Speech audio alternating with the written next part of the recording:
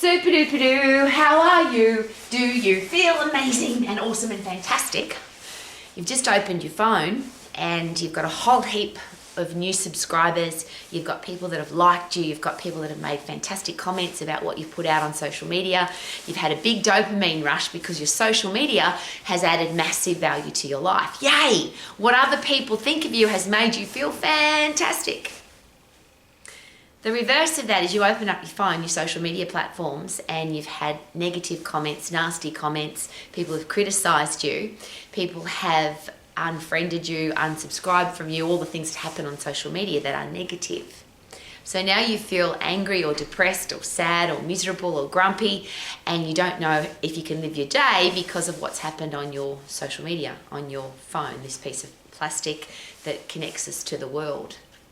Is this a weapon of mass destruction, or is this a weapon of mass delight, mass deliciousness?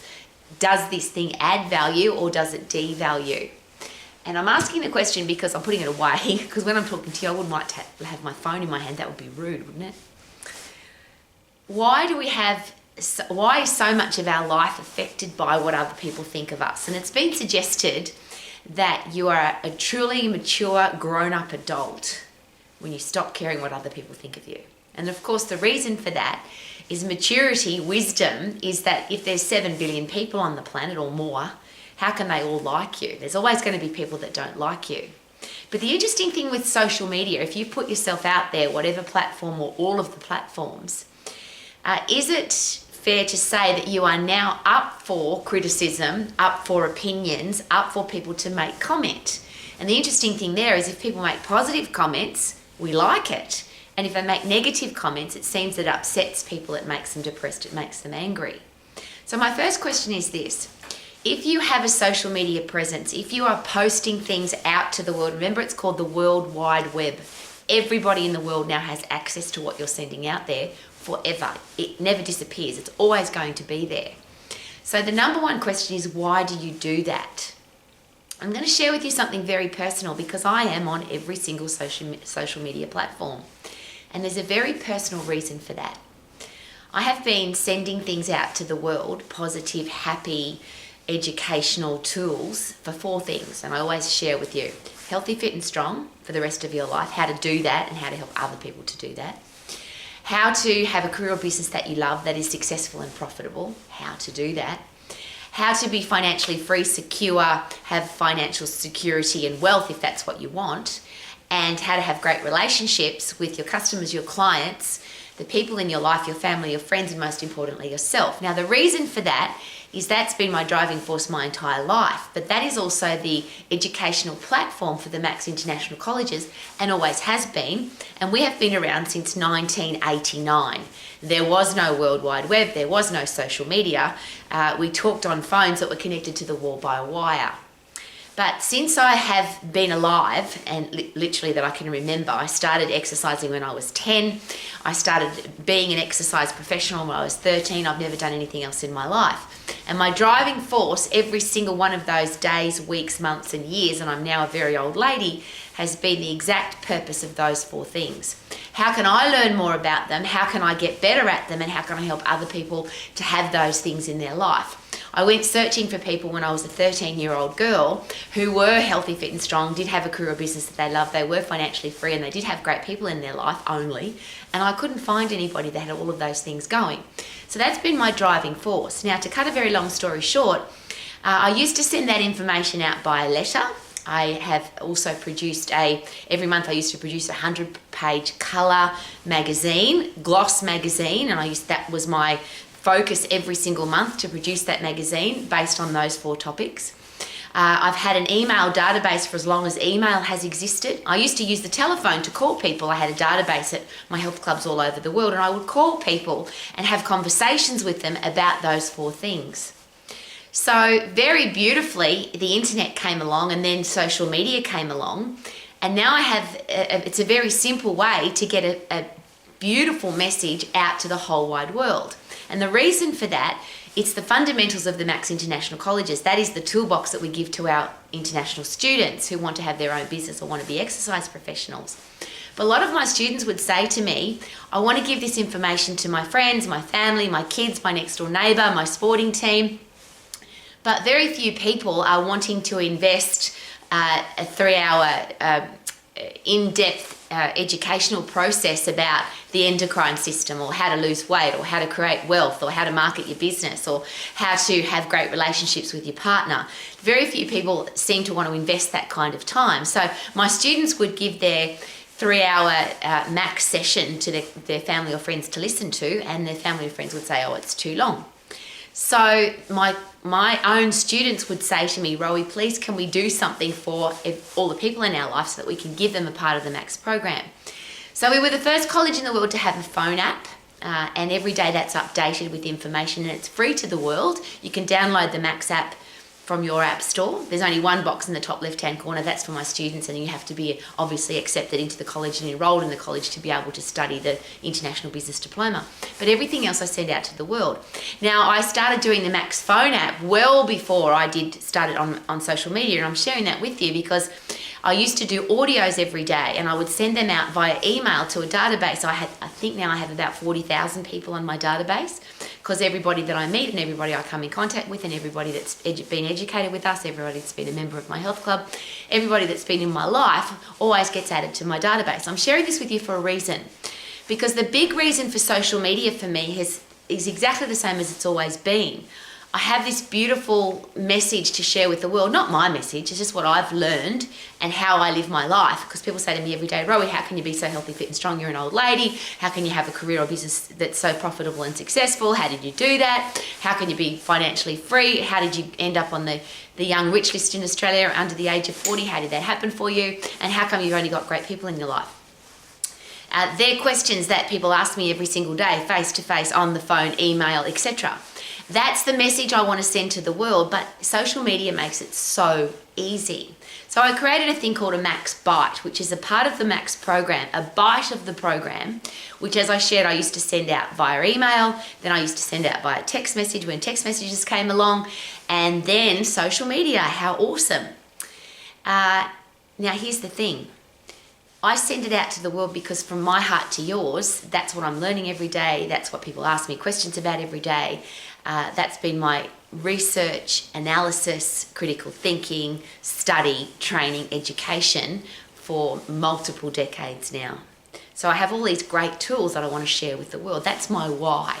And that's my ultimate question for you. Why are you on social media? If it's for fame, if it's for fortune, if it's for fans, and we always have a giggle at our house because that's what it seems to be, that's the reason why people want to send themselves out to the world. I want to be famous, I want to have lots of money, and I want people to really like me. But the challenge with that, of course, is not everybody's going to like you, which means you have to accept the fact that if you are on social media, if you're posting things out to the world, is it possible that out of the 7 billion people in the world or more, that some of those people are not going to like you, they're going to disagree with you, some of them will hate you, some of them will say nasty things about you. That's because they're a nasty, horrible, criticizing, terrible people in the world, and they find themselves on social media. There are some people that's all they do all day. They've got nothing else to do. They just scroll through social media and make nasty comments about people, literally. And I've met some of those people and they say it proudly. Yeah, I go through social media and I tell her she's fat and I tell him he's ugly and he doesn't know what he's talking about and he's a hypocrite and he's full of shit. And they tell me that. They actually share with me that that's what they do. So we need to be realistic that there are people out there that are nasty, horrible, criticising people. Yeah, would that be fair? Now, the beautiful thing is when you're an adult, when you're mature and you understand that you don't need people to like you, and I just share that again because I think that's such a beautiful quote, isn't it? You become a mature adult when you stop caring what other people think about you. Now, the message that I send out to the world, I don't send that because I want people to like me. I don't send that because I want to have fans and fortune and fame. I send that it's because it's who I am and it's all I've ever done my whole entire life. If I can make a simple change in somebody's life, one person's life, who is going to be healthier, fitter or stronger, or they're going to have a more successful business, or they're going to be inspired to start their own business, or they're going to have a simple step that encourages them to be financially free and look after their family and be wealthy if that's what they want, or they communicate more effectively with their kids or their next door neighbour or their members or their clients, then I feel like I've added massive value to the world. But ultimately, and I always share this with my students, when you study something, when you learn something, when you're educating yourself, could it be a really good idea not to study for you, but to study how can I teach this to somebody else? So if I'm a parent and I'm learning about anatomy and physiology, how can I learn this so I can explain it to my children? If you go to a conference or a workshop or you listen to a podcast and somebody's paid for you to do that, this is just another simple example, but they say to you, I'm going to pay for you to go to the conference, I'm going to pay for you to listen to that or subscribe to that podcast, but you have to teach that information to the team, to the organisation, to the board, to the family. You can go and do it, but you have to come back and teach it to us. Is it possible that you learn more effectively because you have to be able to teach it to somebody else? And that's how I live my life. Everything I learn, from the endocrine system to marketing systems to customer service systems to communication to wealth creation, everything I learn, I'm always thinking to myself, how can I share this in a way that makes it more simple and easy to understand? And the reason for that, of course, is I listen to and go to some very boring lectures on those topics. People who are not very good at communicating, people who use very big words that are too hard to understand, and they make it very complicated. And when I go to those lectures, I get really excited because I think, how can I turn this lecture into something that's simple and easy to understand? That's why I'm on social media. Now, that's a very personal story I've just shared with you. My question for you is, why are you on social media? If you are there for fans and fame and fortune, you have to accept. Is it possible that you have to accept that there's going to be nasty people who say nasty things about you, whether they're jealous or they don't like you or they don't like the colour of your hair or they don't like what you're wearing? Some of the comments that people make are just hilarious. They add no value. They're not even criticism. They're just, I didn't like the background of your video, or I didn't like the jacket that you were wearing, or I didn't like that word that you used. They're things that add absolutely no value. But is it, and I love it, and just as an interesting side note, comments are not something that I don't even know how many followers I've got. I don't do this for that reason. I have my gorgeous husband who looks after all of my social media. I just give him the content and he puts it all up for me, and he doesn't even share with me what's going on because I don't do it for that reason. And that's why I'm asking you, if you get upset by people attacking you or criticising you or being nasty to you, probably a good idea to get off social media, yeah? Because they're going to. That's just the human race. Some people are just nasty. That's another one of my favourite quotes.